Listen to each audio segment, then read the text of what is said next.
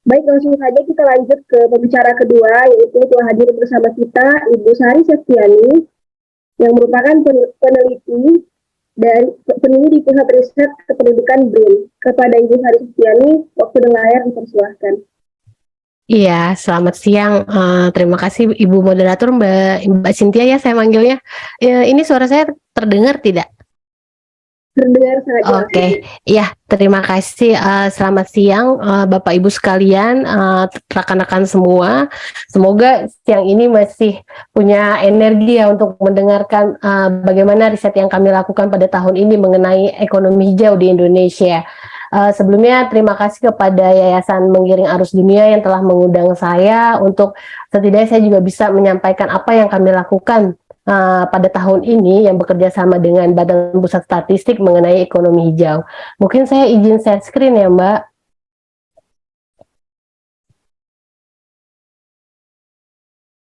Ya, sudah terlihatkah? Sudah Ibu, sudah terlihat. Ya, jadi siang ini kesempatan ini saya ingin menyampaikan atau bercerita mungkin mengenai riset yang kami lakukan pada tahun ini yang sebenarnya masih ongoing tapi prosesnya sudah dalam penulisan publikasi yang mengenai sosial demografi dalam praktek ekonomi hijau. Jadi riset ini merupakan riset kolaborasi antara Badan Pusat Statistik dengan Badan Riset dan Inovasi Nasional. Dalam hal ini Badan Riset dan Inovasi Nasionalnya lebih pada bekerja sama pada Pusat Riset Kependudukan dalam kedeputian, mungkin bukan kedeputian, organisasi ilmu sosial pengetahuan dan sosial humaniora. Jadi dulunya LIPI, tapi sekarang kan kami BRIN, jadi semakin besar gitu bentuk badannya. Ini merupakan riset, bisa saya katakan ini merupakan riset kualitatif terbesar mengenai ekonomi hijau yang ada di Indonesia saat ini, karena kami melakukannya di 34 provinsi di Indonesia dengan melibatkan hampir 108 peneliti yang terdiri dari peneliti BRIN maupun statistisi BPS. Oke. Kemudian mengapa sih riset ini dilakukan gitu? Mengapa isu mengenai praktik ekonomi hijau itu menjadi penting di Indonesia? Kalau kita bisa lihat bahwa 4 pilar yang menjadi visi Indonesia Emas, salah satunya adalah mengenai pembangunan ekonomi yang berkelanjutan. Kemudian komitmen kita di level global, misalnya di Paris Agreement yang diturunkan menjadi dokumen NDC, di mana ada 5 kategori sektor di situ untuk penurunan gas rumah kaca. Yang ini masih 29% ya, yang saat ini sudah sudah meningkat menjadi 31,8% business as usual. Bahkan ketika ada bantuan dari luar, itu bisa kita menargetkan mencapai 41% untuk penurunan gas rumah kaca. Kemudian pandemi COVID-19 ini juga menjadi momentum di mana transformasi ekonomi ke arah yang lebih berkelanjutan itu menjadi sangat penting. Dalam hal ini riset kami tahun lalu yang juga bekerja sama dengan BPS juga menunjukkan bahwa adanya praktik ekonomi hijau yang dilakukan masyarakat sebenarnya, dan mungkin masyarakat itu tidak memahami bahwa itu adalah ekonomi hijau yang mereka lakukan, namun mereka sudah melakukannya dalam keseharian. Kemudian masuk ke dalam G20 yang menjadi ada 3 isu prioritas, di mana salah satunya terkait dengan penciptaan habitus baru, mau ya dalam jangka pendek maupun jangka panjang gitu. Bagaimana transformasi aktivitas ekonomi kita yang mengedepankan keberlanjutan lingkungan. Kemudian dari capaian SDGs, pandemi COVID pun menyebabkan bahwa capaian SDGs kita itu jauh dari yang diharapkan gitu. Tadinya kita belum bisa mencapai, sebagian besar belum mencapai, tapi dengan adanya pandemi COVID itu semakin jauh dari capaian yang kita targetkan gitu. Jadi misalnya pandemi ini berdampak pada pelayanan kesehatan esensial, kesehatan ibu dan anak gitu. Kemudian bagaimana prevalensi kurang gizi ini yang tadinya menurun kemudian menjadi meningkat lagi pada saat pandemi COVID, karena sebagian besar kita terfokus pada penanganan COVID. Kemudian cakupan prenatal, perawatan di posyandu misalnya, posyandu mengalami keterlambatan prosedur. Nah, kemudian kemiskinan yang tadinya sempat menurun, kemudian mengalami peningkatan lagi akibat dari pandemi COVID. Nah, ini semua yang menyebabkan capaian SDGs kita itu semakin tertinggal dari target. Dan bagaimana arah pelaksanaan pembangunan yang sesuai atau yang saat ini dilakukan pemerintah yaitu ekonomi hijau dapat meningkatkan pembangunan yang meningkatkan perekonomian namun juga menjaga keberlanjutan lingkungan. Nah, kemudian kenapa sih urgensinya sosial demografi? Kenapa ekonomi hijau ini harus dilihat dari sosial demografi? Padahal yang kita tahu adalah ekonomi dan hijau, yaitu ekonomi dan lingkungan saja. Tapi dalam hal ini kami melihat bahwa mengapa menjadi penting untuk kita melihat sosial demografi dalam kaitannya dengan ekonomi hijau. Kita ketahui bahwa laju pertumbuhan penduduk kita itu jumlah penduduk itu selalu meningkat gitu, linear bertambah. Nah, meskipun laju pertumbuhan penduduk itu sedikit berkurang, tetapi pertambahan penduduk itu sudah pasti terjadi dan kita saat ini mencapai sensus penduduk yang terakhir itu dikatakan bahwa kita sudah sampai 270 juta jiwa. Itu bagaimana kondisi lingkungan kita untuk menjamin keberadaan penduduk yang semakin meningkat. Kemudian dari keberadaan penduduk tersebut kita bisa lihat bahwa di tataran literatur atau review yang ada itu mengatakan bahwa awal mula mengapa ada sustainable development, kemudian bagaimana ada pembangunan yang berkelanjutan, itu selalu awalnya dari penduduk yang besar, jumlah penduduk yang banyak karena menyebabkan tata guna lahan yang semakin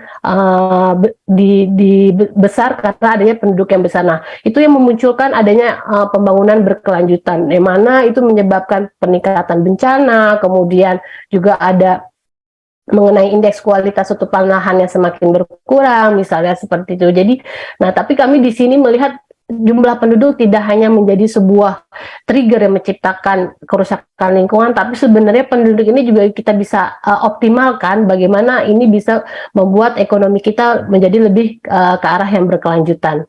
Nah, di sini kita bisa lihat bahwa bencana alam yang ada, biaya bencana alam yang ada seperti dan kerusakan lingkungan yang diakibatkan oleh aktivitas ekonomi itu lebih tinggi, itu kerusakannya itu malah lebih tinggi dibandingkan manfaat yang diperoleh.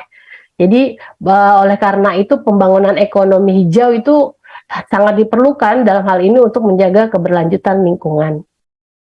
Nah, bagaimana sih kalau misalnya kita mau lihat urgensi sosial demografi, kondisi demografi kita saat ini gitu. Nah, kalau hasil sensus penduduk terakhir itu yang 2020, kita itu masih heavy di usia produktif, di mana ya, Gen Z itu dengan jumlah tertinggi, setelah itu kaum milenial dan kemudian Gen X. Nah, generasi produktif ini yang sangat besar ini itu yang bagaimana kita dapat mengoptimalkannya dalam hal pembangunan ekonomi untuk mereka juga mengarahkan ke arah berkelanjutan, karena bumi kita yang kita pijak ini kita nggak ada planet B gitu, ini planet satu-satunya yang bisa kita tinggali. Nah, bagaimana usia produktif yang semakin besar ini juga bisa mendukung pembangunan, namun pembangunannya itu tidak hanya mengarah pada ekonomi semata, namun juga pada keberlanjutan lingkungan. Nah, kita melihat bahwa proyeksi ke depan Indonesia itu akan memasuki aging population, di mana di tahun 2045 itu diproyeksikan bahwa 1 dari 5 penduduk kita adalah lansia. Nah, ini bagaimana untuk arah pelaksanaan pembangunan kita ke depan? Apakah ekonomi hijau ini cukup untuk menjaga stabilitas ekonomi kita di masa yang akan datang? Kemudian angka kelahiran tuh diprediksikan mengalami penurunan meskipun tidak signifikan, yang itu menyebabkan bahwa beban penduduk usia produktif untuk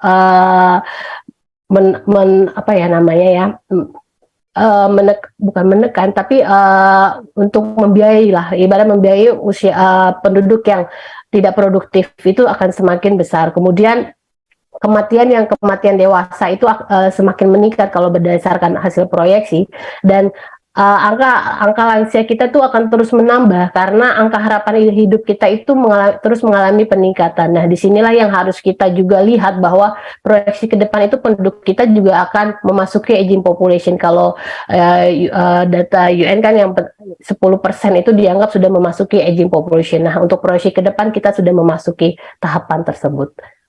Nah, inilah juga kondisi demografi yang tadi saya sampaikan, bahwa kita masih banyak di usia produktif, kemudian distribusi penduduk kita yang sebagian besar masih di Pulau Jawa gitu, dengan luas lahan yang pembangunan dan sebagainya itu banyak dilakukan di Jawa dan Sumatera. Nah, ini merupakan tujuan dari penelitian yang kami lakukan pada tahun ini.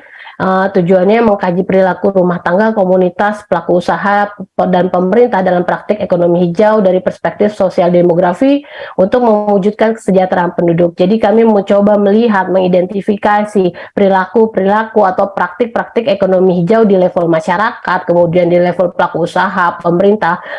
Meskipun pada riset ini kami banyak menemukannya malah di level masyarakat yang ternyata sudah banyak melakukan praktik ekonomi hijau.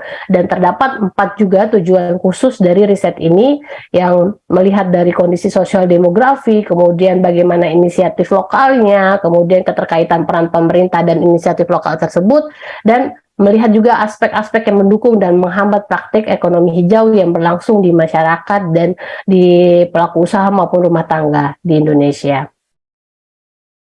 Nah, ini kami menggunakan metode penelitian kualitatif yang seperti saya sebutkan tadi, bahwa ini bisa dikatakan studi kualitatif terbesar saat ini yang terkait dengan praktik ekonomi hijau. Kami melakukannya di 34 provinsi. Kami mencoba melihat praktik-praktik ekonomi hijau yang ada di 34 provinsi, bisa dikatakan bagian dari hampir semua Indonesia ya, karena waktu kami melakukan belum 37 provinsi seperti saat ini, masih 34 provinsi. Kemudian saya mungkin di paparan ini tidak banyak mengungkapkan mengenai teori ataupun mengenai konsep-konsep besar dari riset kami, tetapi saya lebih menyajikan apa sih hasilnya dari riset kami dan bagaimana ke depan yang bisa kami tawarkan kepada pemerintah untuk mendukung arah pembangunan ekonomi hijaunya. Ini merupakan peta praktik ekonomi hijau yang kami lakukan di 34 provinsi.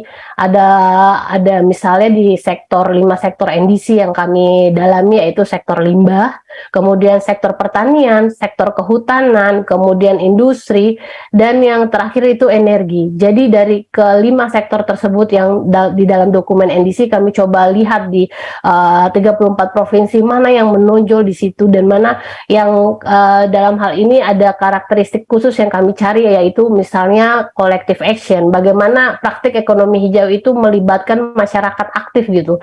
Nah, karena kami merasa bahwa ketika itu melibatkan masyarakat, tidak hanya project by driven aja, itu membuat sustainability kegiatan tersebut tuh akan lebih lama dibandingkan itu berbasis project. Kemudian misalnya bagaimana demografinya gitu, apakah itu hanya bergantung pada satu lokal champion dan sebagainya.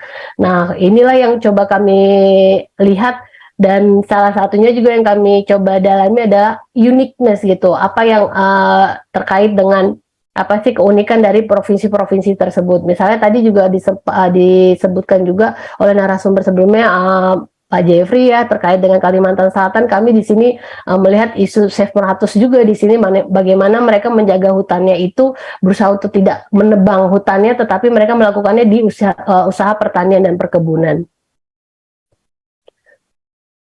Ya, ini gambaran besar ya terkait riset kami di 34 provinsi. Kami melihat bahwa praktik ekonomi hijau di Indonesia itu saat ini masih project driven sebagian besar, walaupun tidak semuanya, tapi banyak praktik ekonomi hijau itu dikarenakan awalnya adalah project gitu, ataupun program-program yang dilakukan oleh pemerintah untuk mengurangi gas emisi rumah kaca. Kemudian praktik yang berikutnya adalah tidak terorganisasi dengan baik atau unorganized ya, karena memang masih bersifat menyebar sporadis, jadi tapi itu udah berlangsung lama yang kami lihat. Kemudian sebagian besar itu menggunakan teknologi sederhana. Lagi-lagi memang teknologi canggih yang berdasarkan konsep luar itu adalah sesuatu yang mahal buat kita saat ini, apalagi buat di masyarakat. Tapi mereka dengan menggunakan teknologi yang sederhana, mereka melakukan praktik ekonomi hijau tersebut. Kemudian sangat bergantung pada local champion. Di beberapa lokasi kami melihat ini sangat terjadi gitu, adanya ketergantungan akan local champion. Bagaimana praktik ekonomi hijau bisa bertahan ketika misalnya satu orang ini tidak ada, atau misalnya komunitas ini tidak ada. Nah, yang kelima itu belum melakukan optimasi pada aset demografi. Jadi kami melihat sebagian besar atau proyek-proyek yang ada atau program yang ada terkait dengan praktik ekonomi hijau itu belum melihat aset demografinya. Jadi di wilayah ini misalnya mata pencarian seperti apa sih, atau kelompok penduduk usia yang paling menonjol itu bagaimana, dan yang melakukan itu siapa sih, untuk membuat kegiatan praktik ekonomi hijau itu terus berkembang. Nah, yang keenam itu berbasis komunitas. Jadi sebagian besar yang kami temukan praktik ekonomi hijau ini adalah berbasis komunitas yang bisa dikatakan sustain dibandingkan yang misalnya yang dilakukan oleh pemerintah yang mengajak masyarakat. Nah, yang menarik lagi di riset kami juga menemukan bahwa banyak dari praktik ekonomi hijau ini berakal pada local wisdom, nilai spiritualitas dan kepercayaan. Jadi ada sesuatu yang kami pun mungkin juga dalam tataran konsep kami berpikir apa yang menggerakkan mereka gitu. Sesuatu yang bukan bernilai ekonomi tapi ya itu yang menggerakkan mereka. Tidak lagi ada kayak semacam tidak tergantung pada apa yang mereka bisa dapatkan secara ekonomi, tetapi ada sesuatu di luar itu, beyond itu yang mereka dapatkan untuk melakukan praktik ekonomi hijau. Nah, kami juga menemukan yang terakhir, mereka itu sudah bermitra dengan pihak swasta, NGO, dan sebagainya. Jadi tidak melulu hanya masyarakat saja, tetapi mereka sudah mulai juga ibaratnya ada hubungan baik dengan para pelaku usaha yang sudah mulai ibaratnya mengarah ke arah ekonomi yang berkelanjutan gitu. Jadi tidak hanya masyarakat yang banyak melakukan praktik ekonomi hijau, tapi dari pelaku usaha pun meskipun belum skala besar, tapi mereka sudah memikirkan bagaimana arah ekonomi yang berkelanjutan. Kemudian, nah, bagaimana demografi dan ekonomi hijau di Indonesia yang menjadi kajian dari riset kami. Jadi kalau demografi itu kan biasanya orang mengenalnya adalah fertilitas, mortalitas, dan migrasi. Dalam riset ini kami melihat sesuatu yang lebih arahnya lebih inilah ke pengembangan dari demografi itu sendiri ataupun bagian dari demografi itu sendiri. Nah, di dalamnya itu ada besaran dan distribusi. Di situ jumlah dan kepadatan penduduk berkaitan timbal balik dengan praktik ekonomi hijau. Jadi misalnya sampah yang dihasilkan penduduk itu besar, tapi penduduk tersebut merupakan aktor ataupun yang menjadi bagian dari para pelaku praktik ekonomi hijau itu untuk mengantisipasi atau menanggulangi sampah yang ada dengan cara melakukan pengolahan sampah. Kemudian dari struktur komposisi itu ada generasi muda, bagaimana peran generasi muda ini sebagai eco-socialpreneurship gitu. Jadi para generasi muda ini yang tanggap akan teknologi, kemudian tahu mengenai informasi yang terbaru dan sebagainya, misalnya pasar gitu. Mereka yang menggerakkan praktik ekonomi hijau itu ke arah yang lebih baik gitu.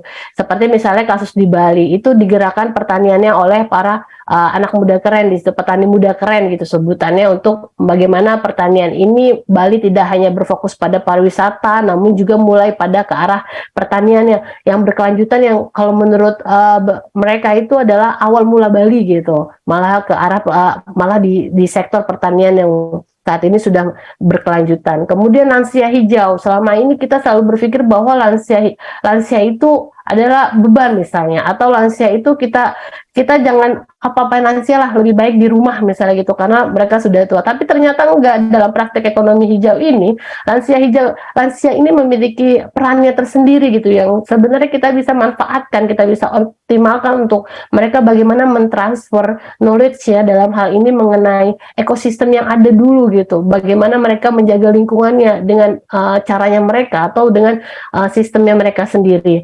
Nah, disinilah yang kami lihat bahwa misalnya juga ada perempuan sebagai penggerak. Banyak dari kegiatan praktik ekonomi hijau di sini yang menunjukkan bahwa peran perempuan itu sangat berpengaruh gitu, meskipun teknologinya sederhana. Nah, ini yang tadi saya sampaikan, bagaimana transfer knowledge atau kearifan lokal itu ditularkan atau misalnya ditransferkan dari misalnya generasi muda ke generasi tua, ataupun misalnya generasi tua ke generasi muda. Dalam hal ini misalnya penduduk usia muda yang lebih well educated, melek teknologi, mereka memberikan knowledge kepada misalnya contoh di Jawa Tengah itu mereka memberikan pengetahuan mengenai pasar di Singapura yang bisa menjual untuk hasil-hasil para lansia, namun lansia juga memberikan knowledge bagaimana mengelola mangrove dengan ekosistem yang tetap terjaga gitu, tidak merusak mangrove yang ada.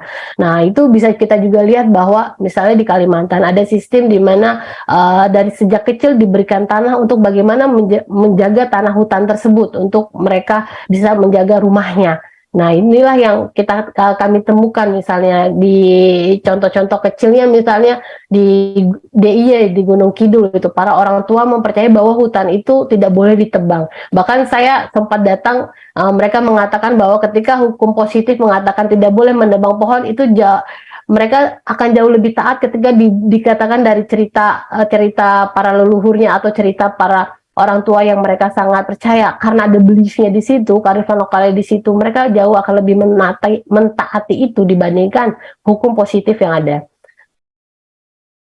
Nah, inilah konsep ekonomi hijau di Indonesia yang kami coba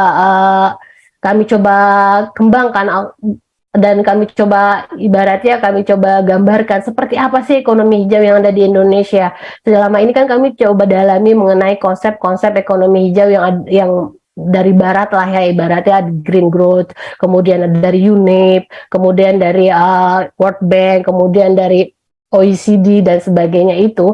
Nah, salah satunya misalnya dari UNEP. UNEP itu kan mengatakan bahwa aktivitas ekonomi hijau itu adalah aktivitas ekonomi yang mengedepankan kesetaraan sosial, kemudian keberlanjutan lingkungan, namun menghasilkan ekonomi. Nah, di sini di konsep ekonomi hijau Indonesia yang kami temukan bahwa aktivitas untuk peningkatan kesejahteraan ekonomi, kemudian kesetaraan sosial dan keberlanjutan lingkungan digerakkan oleh aspek spiritualitas, yang mana itu dipengaruhi oleh dinamika sosial demografi, teknologi, dan sosial.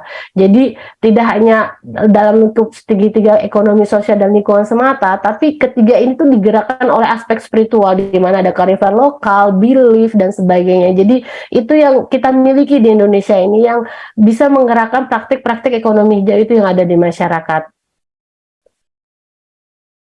Nah, bagaimana sih peluang dan tantangan praktik ekonomi hijau di Indonesia? Kan kalau saya dihubungi Pak Sena itu untuk melihat bagaimana sih peluang tantangan praktik ekonomi hijau di Indonesia kalau melihat tornya ya. Jadi kami juga melihat bahwa di riset ini menemukan bahwa seperti apa sih praktik ekonomi hijau di sini, dan saat ini apa yang masih menjadi peluang dan tantangan yang bisa jadi ini sangat bisa menjadi sesuatu upaya awal ya, bahkan yang bisa dioptimalkan untuk menjadi praktik atau ekonomi hijau Indonesia. Misalnya praktik ekonomi hijau sangat berkaitan erat dengan dinamika sosial setempat. Nah, tapi pemerintah belum melakukan optimasi pada aset demografi. Aset demografi ini menjadi sangat penting karena untuk mengetahui siapa sih yang melakukannya itu dan bagaimana ini membuat praktik ini terus berlanjut itu. Ketika kita sudah mengetahui demografi ini, itu akan semakin memudahkan jalan untuk menggerakkan praktik ekonomi hijau itu. Kemudian praktik ekonomi hijau diinisiasi tidak hanya oleh pemerintah, tetapi juga diinisiasi oleh komunitas maupun LSM. Nah, kemudian masih terdapat tantangan dalam pengaruh utamaan pembangunan ekonomi hijau. Jadi kalau di daerah itu seringkali masih belum sinkron antara apa yang dilakukan di pusat dengan di daerah.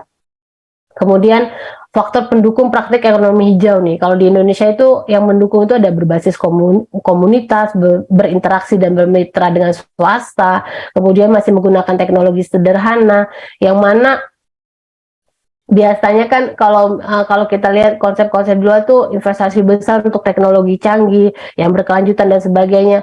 Indonesia dengan keterbatasan modal itu memiliki institusi sosial yang dapat dioptimalkan, yang dapat dimaksimalkan untuk mencapai pengurangan gas emisi rumah kaca juga. Jadi tidak melulu kita harus berupaya untuk pada mengikuti konsep yang ada di luar, karena itu ya terkadang kala karakteristik negara kita berbeda, kemudian apa yang kita miliki juga berbeda. Mereka negara maju, sedangkan kita masih negara yang berupaya untuk menstabilkan perekonomian. Jadi di sini kita bisa melihat bahwa ada kalanya praktik yang dilakukan oleh masyarakat ini itu bisa juga dioptimalkan, tidak hanya melulu dengan teknologi canggih, meskipun itu menjadi salah satu yang dapat membuat ekonomi berkelanjutan juga. Kemudian faktor penghambat ekonomi hijaunya itu, kalau kita lihat yang tadi saya sempat mungkin sampaikan, tidak terorganisasi dengan baik misalnya, kemudian project driven, sangat bergantung pada local champion, dan monetasi yang sangat rendah terhadap kegiatan praktik ekonomi hijau. Jadi yang kami temukan bahwa inilah penghambat-penghambat praktik ekonomi hijau yang ada di Indonesia. Namun kita juga memiliki faktor-faktor yang mendukung adanya praktik ekonomi hijau ini terus berlangsung. Nah, kemudian rekomendasinya seperti apa sih gitu? Karena rekomendasi ini juga memang kami tawarkan kepada Bappenas, kemudian lembaga-lembaga kementerian terkait. Juga kemarin sempat kami sampaikan pada perhelatan G20 dengan salah satu rekanan kami, dan juga di acara Inari Expo ya, untuk mengedepankan bagaimana riset bisa berkontribusi pada kebijakan gitu. Di sini kalau kita lihat Bappenas itu sudah membuat rencana pembangunannya itu dengan kata hit, tetapi dalam hal ini kami memberi masukan bahwa harus ditambah dengan demografi. Bagaimana menjadi the hit ya, bagaimana demografi ini juga menjadi salah satu hal yang penting untuk dipertimbangkan gitu. Fokus terhadap jumlah, komposisi, distribusi, dan transisi penduduk. Karena demografi di setiap provinsi Indonesia itu berbeda-beda, di lokasi itu berbeda-beda. Kita nggak bisa menyamakan satu sama lain, karena karakteristiknya itu menjadi sesuatu hal yang harus diketahui untuk tahu intervensi kebijakan apa sih yang tepat untuk wilayah tersebut. Nah, kemudian memasukkan unsur sosial demografi dalam pembangunan ekonomi melalui institusi dan teknologi. Di sini ada yang pertama intervensi terkait institusi, di antara intergenerational transfer knowledge, kebijakan hijau dan marketplace-nya dibangun. Kemudian yang kedua itu intervensi terkait teknologi, di antara tempat guna, infrastruktur, dan sharing knowledge-nya. Nah, mungkin akhir dari apa yang bisa saya ceritakan mengenai hasil riset kami adalah, mungkin kalau dilihat dari praktek ekonomi hijau di masyarakat itu terkesan kecil ya, terkesan tuh kecil-kecil dan sporadis, tapi kita sebenarnya kami bisa katakan bahwa kita tuh on the track gitu untuk mengikuti arah pelaksanaan pembangunan ekonomi hijau. Dari yang kecil-kecil ini, ketika kita berupaya untuk konsisten gitu, terus berlanjut dan reguler dilakukan, itu akan menjadi sesuatu yang besar, dan kita memiliki ekonomi hijau versi kita sendiri gitu. Mungkin sekian dari saya, Mbak Cynthia, apa yang bisa saya sampaikan dari riset yang kami lakukan di tahun ini. Terima kasih.